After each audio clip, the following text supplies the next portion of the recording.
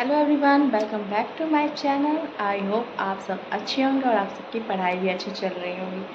तो अभी टाइम हो रहा है 10:44 हो रहे हैं रात के, क्योंकि आज का जो ब्लॉग है वो नाइट स्टडी ब्लॉग होने वाला है।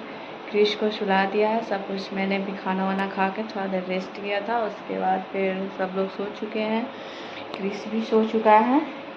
तो अभी 10:45 स्टार्ट है, क्योंकि दिन सुबह में मुझे बिल्कुल भी समय नहीं मिला पढ़ने का और मेरी तबीयत भी थोड़ी ख़राब थी, तो इस वजह से मैं बिल्कुल भी नहीं पढ़ पाई थी।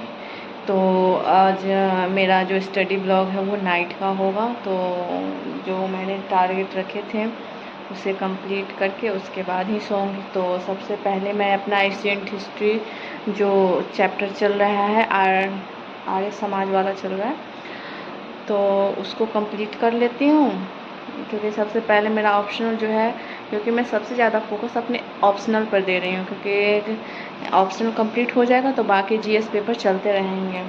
तो इस वीक मतलब कि आज फ्राइडे है, तो संडे तक अभी फ़िलहाल यही रूटीन रहने वाला है, जिसमें मैं एशियंट हिस्ट्री कर रही हूँ, उसके बाद पॉलिटी कर रही हूँ और करंट अफेयर, ये 3 चीज़ कर रही हूँ।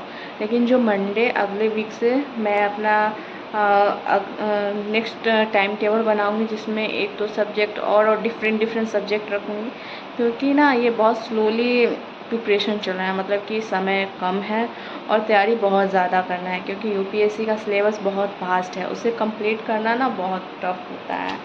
और मेरी बीपीएससी का एग्ज़ाम है वो भी आ रहा है, वो भी 13 सितंबर को है। तो उसके लिए भी थोड़ा सा, क्योंकि अब समय नहीं है, अब तो लगभग समझो ख़त्म ही है टाइम।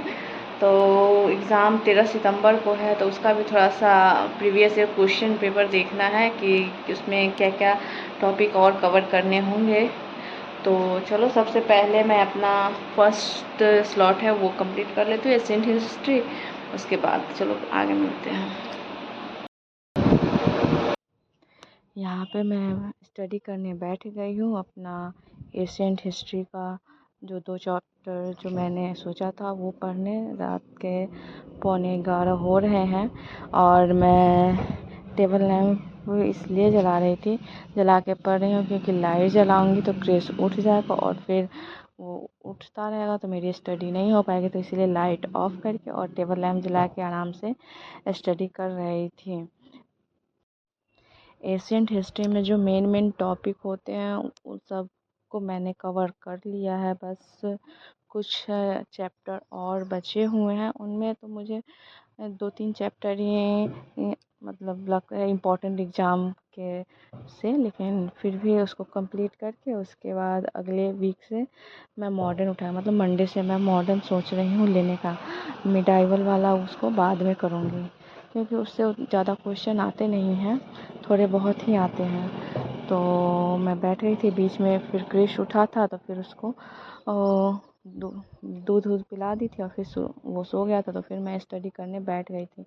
उसके बाद फिर मैं अपना पॉलिटी कर रही थी। पॉलिटी मैंने लैपटॉप से ही डाउनलोड किया हुआ था बुक को, ऑनलाइन ऑनलाइन है ऑफलाइन, मतलब डाउनलोड कर ली थी। उसके बाद उस लैपटॉप से ही स्टडी कर रही थी, क्योंकि मेरा जो बुक है एनसीईआरटी के सारे बुक मेरा दिल्ली में रह गया है, यहाँ पे मैं नहीं ला पाई। यहाँ पे मैं सिर्फ मेन जो बुक है वही ला पाई थी, क्योंकि बहुत सारे बुक लाना पॉसिबल नहीं था, क्योंकि अचानक मैं दिल्ली से यहाँ बिहार आई थी। तो जो मेन बुक था वो सब लेके आई थी।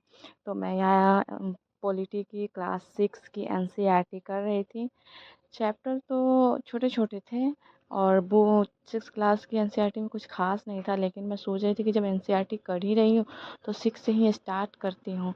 तो 6 क्लास की एनसीईआरटी पढ़ रही थी, तो उसमें कुछ मैप के क्वेश्चन आ रहे थे। तो मैप मैं रखी हुई थी, चिपकाई नहीं हूँ, क्योंकि क्रिश है सो उसको फाड़ देगा, तो इसीलिए मैं अभी चिपकाई नहीं। अभी सोच रही हूँ कि कहाँ चिपकाऊँ जहाँ पे वो नहीं चूम पाए, तो इसलिए रखी हुई थी। मैप के 2 क्वेश्चन आए हुए थे, तो वो उसको मैप में देख रही थी, तो इसलिए मैप ले आई थी। उसके बाद फिर बच चुके हैं। तो अभी मेरा एशियंट वाला जो था, एशियंट हिस्ट्री, वो तो कंप्लीट कर दी थी। उसके बाद फिर एनसीईआरटी पॉलिटी क्लास 6 का था वो कंप्लीट की हूँ। तो उसको कंप्लीट करते करते 4 बज गए हैं और बीच बीच में क्रिश उठ रहा था तो उसको सुलाना, फिर क्योंकि वो ब्रेस्ट फीडिंग करता है ना, तो फिर बीच बीच में वो उठ रहा था तो उसको भी सुलाना था।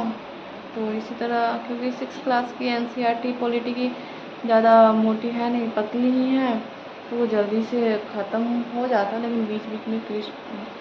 हे एवरीवन, टाइम हो रहा है 5:07 हो गए हैं और इसी के साथ मेरा टारगेट भी कंप्लीट हो गया है। तो मैं बहुत ज़्यादा खुश हूँ क्योंकि काफ़ी टाइम के बाद यानी स्टडी तो हो रही थी, लेकिन वो जो होता है ना, स्टडी करने के बाद खुद में खुशी होना कि हाँ मैंने जो टारगेट बनाया था वो कंप्लीट हो गया। तो कभी होती थी पढ़ाई, कभी नहीं होती थी, तो फाइनली आज मैंने टारगेट अपना कंप्लीट कर लिया।